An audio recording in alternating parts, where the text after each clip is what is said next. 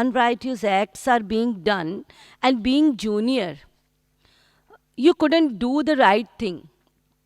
Corruption is so much prevalent that everyone sees it with blind eyes. So, is it right to protest? Or leave it as it is, considering no one could change anybody till he is changed completely or have attained divine bliss? ज्योति ने कहा है कि जीवन में कभी कभी ऐसी घटनाएं आ जाती हैं कि हम देखते हैं कि गलत हो रहा है।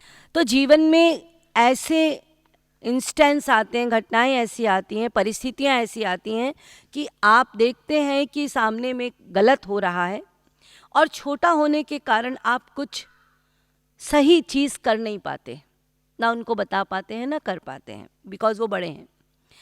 हम अपनी आंखों से देखते हैं कि हमारे सामने करप्शन हो रहा है और करप्शन इतना बढ़ चुका है कि हम देख देख के भी कुछ बोल नहीं पाते, बस आंख बंद कर लेते हैं। तो क्या मैं एक स्पिरिचुअल पाथ में चलने वाला व्यक्ति जिसके अंदर हमेशा अच्छी बातें सिखाई गई हैं, जब मैं गलत होते हुए देखता हूँ तो क्या मुझे उसके लिए कुछ प्रोटेस्ट करना चाहिए?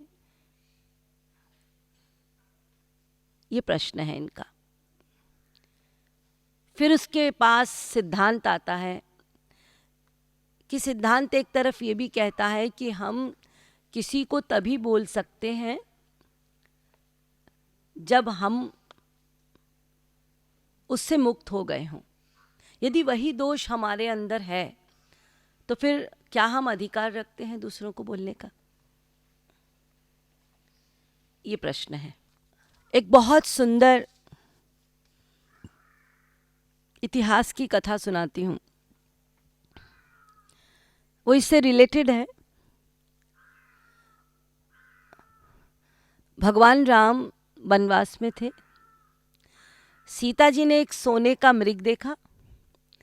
प्रभु राम से कहा कि मुझे ये बहुत प्यारा लग रहा है सोने का मृग, ये मेरे लिए ले आइए।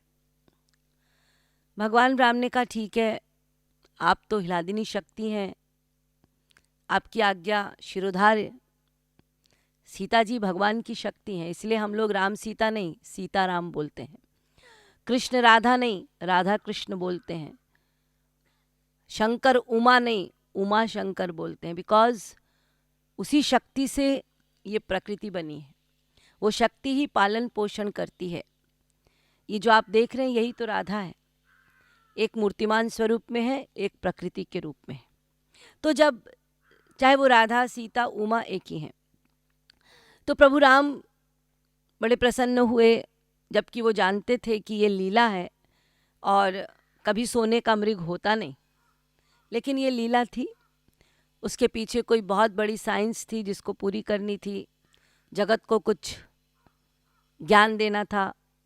खैर प्रभु राम जब जाने लगे तो उन्होंने लक्ष्मण से कहा कि देखो मैं अपनी पत्नी की इच्छा पूरी करने जा रहा हूँ और तुमसे ये आदेश देता हूँ तुमको कि तुम इन्हें छोड़कर कहीं नहीं जाना। प्रभु राम गए किसके पीछे? सोने के मृग के पीछे, जबकि वो सोने का मृग नहीं था, वो मारीच था, राक्षस था। वो बड़ी दूर ले गया प्रभु राम को, खदेड़ता हुआ। प्रभु राम पीछे पीछे जा रहे हैं। लक्ष्मण को ये विश्वास है कि ये प्रभु हैं, इनका कुछ नहीं हो सकता। लेकिन मारीच क्या कर रहा है, जानकर कि लक्ष्मण आ जाए सीता को छोड़कर तो रावण उनको हरने के लिए आए, क्योंकि जब तक लक्ष्मण होंगे रावण हर नहीं सकेंगे। इसीलिए मारीच क्या कर रहा है, 400 BC कर रहा है कि मैं ऐसी आवाज़ निकालूं राम जैसी कि लक्ष्मण को लगे कि प्रभु राम बुला रहे। तो मारीच ने हे लक्ष्मण हे लक्ष्मण हे लक्ष्मण ऐसा बुलाया। लक्ष्मण ने सुना, लेकिन वो इतना कॉन्फिडेंट है कि उनको कुछ नहीं हो सकता। तो वो कह रही हैं सीता जी को कि ये छल है। सीता जी कहती हैं कि नहीं नहीं, तुम बहानेबाजी कर रहे हो, तुम जाना नहीं चाहते हो। यहाँ तक कह दिया सीता जी। तुम बहानेबाजी कर रहे हो। गाली तक दी सीता जी ने। लक्ष्मण नहीं जा रहे थे तो यहां तक कह दिया सीता जी ने, तुम कैरेक्टरलेस हो। तब लक्ष्मण जी ने कहा, अरे मैं जिनको मां मानता हूं, यदि वो मुझे ये कह देंगी तो सही नहीं होगा। तो उन्होंने लक्ष्मण रेखा खींची और बोले कि इस रेखा को पार करके मत जाना और मैं तुरंत आ रहा हूं। लक्ष्मण जी गए और यहाँ रावण जी आए, वो घटना आप जानते हैं। चलिए हम लक्ष्मण जी की तरफ चलें। तो लक्ष्मण जी दौड़े, तब तक प्रभु राम ने इनका वध करना प्रारंभ कर दिया। वो पूरे रेडी थे, वध कर दिया। वध करते समय मारीच अपने ओरिजिनल स्वरूप में आया और उसने हे राम कहा। प्रभु राम ने, मारीच अच्छा था, बायस्ड हो गया था बेचारा।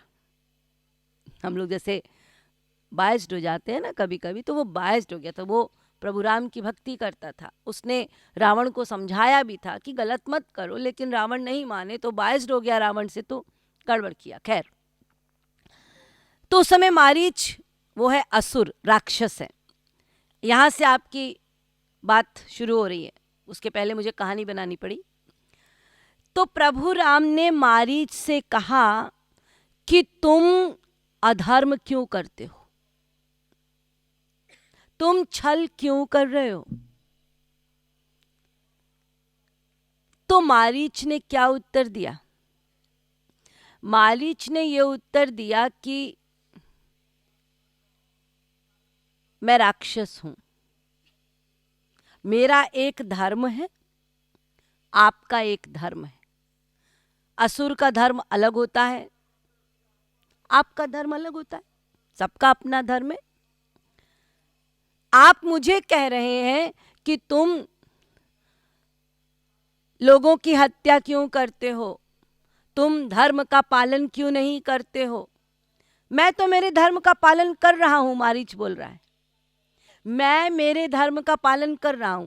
प्रभु राम ने कहा तुम्हारा धर्म क्या है? उसने कहा मैं असुर हूं, मेरा धर्म है लोगों को मारना। तो मैं क्या गलत कर रहा हूं? मेरा धर्म है लोगों को मारना, लोगों की हत्या करना, अपने स्वामी को प्रसन्न करना।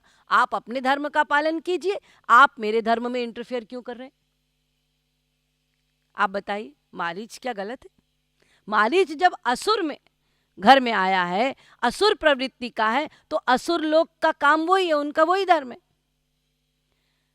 हम जहां पैदा हुए, हमारा जो धर्म है, हम वो धर्म का पालन कर रहे हैं। तो कहने का तात्पर्य ये कि यदि आप, वैसे तो धर्म एक ही है जो प्रभु राम बोल रहे हैं, लेकिन आप एक असुर प्रवृत्ति के व्यक्ति को आप धर्म की परिभाषा नहीं सिखा सकते, क्योंकि वो सोचता है मैं असुर हूं तो जितनी गंदी बातें हैं, गलत बातें हैं, वही उसका धर्म है। आप उसके धर्म को परिवर्तित नहीं कर सकते। इन द सेम वे, आप अपने संस्कार के अनुसार अच्छे गुण लाए हैं, आपको अच्छा संग पसंद है, लेकिन आप किसी को बुरा देखते हैं तो एक बहुत बड़ा क्वेश्चन मार्क लगा लेते हैं, वो ऐसा क्यों करता है, वो खराब क्यों है। अरे उसके अपने संस्कार हैं, वो अपने संस्कार के अनुसार उसको वही धर्म लग रहा है। हमको अपने संस्कार के अनुसार अपना धर्म अच्छा लग रहा है, उसको उसके संस्कार के अनुसार उसका धर्म अच्छा लग रहा है। आप जितना सिखा दीजिए वो कभी आपकी बात नहीं सुनेगा। ये हो सकता है कि अपने में शामिल आपको अवश्य कर लेगा, लेकिन आपकी शिक्षा कभी ग्रहण नहीं करेगा।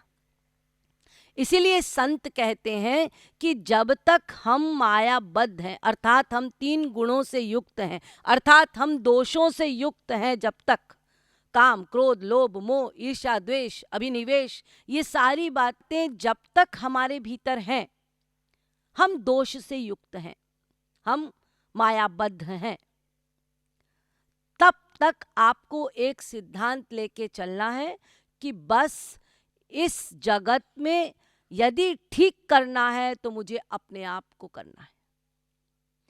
किसी को सुधारने का ठेका, किसी को ठीक करने का ठेका उसी को है जो इन सब दोषों से परे हो चुका है।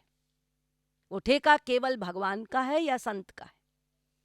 संत उसको सुधार सकता है, संत उसकी अगली पिछली सब जानता है, उसमें वो ताकत, वो कैपेसिटी है कि वो उसको सुधार पाएगा। लेकिन हम जैसे मायाबद्ध लोग, हम उपदेश भी यदि किसी को दे देंगे ना तो वो सुन तो लेगा। पिता उपदेश देता है जवान लड़के को, चैलेंज है मेरा, क्या वो लड़का सब कुछ एक्सेप्ट कर लेता है अपने पापा का? कभी भी नहीं। तो हम यदि किसी का उपदेश सुनेंगे, हमारा बॉस है, हम उसके अंडर में काम कर रहे हैं, बॉस आपको गाली देता है, तू रोज लेट आता है, लेकिन जिसको वो बोल रहा है ना, वो भी रोज नोटिस करता है कि बॉस का टाइम है 10 बजे आने का, आता है 1 बजे। तो वो मन ही मन क्या बोलता है, हाँ, खुद तो आता है 1 बजे, मुझे बोल रहा है टाइम से आया करो। यानी ये बॉस यदि सुधारने का प्रयास भी कर रहा है तो ना आप सुधर सकते हैं, ना आप बॉस को सुधार सकते हैं। जो चीजें आपको गलत दिखाई पड़ती हैं वो आपके अच्छे संस्कार हैं। आप में अच्छे संस्कार माता पिता द्वारा, गुरु द्वारा डाले गए, इसलिए वो चीज आपको गलत लग रही है। बस आपको ये निवेदन करना है प्रभु से, अपने आप से, कि ये जो मुझे गलत दिख रहा है ये मेरे द्वारा ना हो, बस ये मेरे द्वारा ना हो, इतनी कृपा करना। लेकिन ये नहीं देखना कि वो गलत है, क्यों हो रहा है, हमेशा हुआ है, किस युग में नहीं हुआ है मुझे बताइए। महाभारत होने का कारण क्या था? होगा। आप लोग ये क्वेश्चन अराइज क्यों करते हैं कि इतना करप्शन हो रहा है? करप्शन हर युग में हुआ है। सतयुग को छोड़ के द्वापर में हुआ, त्रेता में हुआ। रावण आए, गलत नहीं किया क्या उन्होंने? द्वापर में भगवान श्री कृष्ण ने, विचारों ने शुरू से लेके अंत तक केवल दूसरों के लिए ही किया, जबकि भगवान थे स्वयं। पैदा होते ही करप्शन शुरू हो गया, बेचारे पैदा हुए 400 BC शुरू वहीं से, उनको बेचारों को जेल से बाहर जाना पड़ा। फिर कंस रोज रोज मक्कारी कर रहा है, कभी तृणाव्रत को भेज रहा है, कभी बकासुर को भेज रहा है, कभी अघासुर को भेज रहा है, कभी पूतना को भेज रहा है, क्या नहीं हो रहा है? लेकिन कौन सा काम रुक गया? करप्शन अपनी जगह होगा, अच्छा भी अपनी जगह होगा। और मैं कहती हूं यदि अच्छा बुरा नहीं होगा, गलत सही नहीं होगा, तो आप ये कैसे जानेंगे कि ये गलत है? गलत होगा तभी तो जानेंगे ना ये सही है कि गलत है। और गलत अपने गर्भ में सही को लेके पैदा होता है। समस्या सगर्भा है, समस्या अपने आप में समाधान को लेके पैदा होती है, वरना वो समस्या हो ही नहीं सकती। तो जब भी जीवन में समस्या आती है, समझ लेना उसके साथ समाधान है। आज तक जितनी भी समस्याएं हुई, क्या वो समस्याएं बनी हुई? हर एक का समाधान हो गया। समाधान, यदि समस्या है तो समाधान है, यदि सही है तो गलत है, यदि दिन है तो रात है, यदि अच्छा है तो बुरा है। इसको द्वंद्व कहते हैं। द्वंद्व सदा रहेगा, वरना प्रकृति नहीं हो सकती। इसीलिए यदि आपको गलत दिखाई पड़ता है, दिखेगा। आपको दोष दिखाई पड़ते हैं, दिखेंगे। आपको करप्शन दिख रहा है, बिल्कुल होगा करप्शन। बस अच्छा इतना है कि कम से कम आपको ये नॉलेज तो है कि वो करप्शन है। जो कर रहा है उस बेचारे को ये पता ही नहीं कि करप्शन है, माने उसको पता है फिर भी वो कर रहा है, उसके वो खराब संस्कार है। तो इसीलिए हम लोगों को कहीं भी यदि गलत होता है, हमसे छोटा है, तो पहले देखना है कि उसकी पात्रता है क्या, कि हम उसको सही मार्ग में ला सकें, तब आप प्रयास कर सकते हैं। लेकिन अपने से बड़े वालों पर कभी प्रयास मत करना, आप विफल रहेंगे। उनके लिए प्रयास केवल संत कर सकते हैं, हम लोग नहीं कर सकते। आप नहीं रोक सकते इसको, भगवान या उनके जन ही रोक पाएंगे। वरना आपको इतिहास लेके चलना है कि ये तभी रुकेगा जब कोई ऐसा आएगा, एक महाभारत का युद्ध होगा, फिर एक युग होगा, एक अच्छाई का युग होगा, वो सब भगवान ही स्थापित कर सकते हैं। वरना ये द्वंद्व रहेगा, द्वंद्व से ही सृष्टि है। जब एक वृक्ष की एक पत्ती भी एक दूसरे से नहीं मिलती और आप ये आशा कर रहे हैं कि आप सबको ठीक कर देंगे, कभी नहीं हो सकता।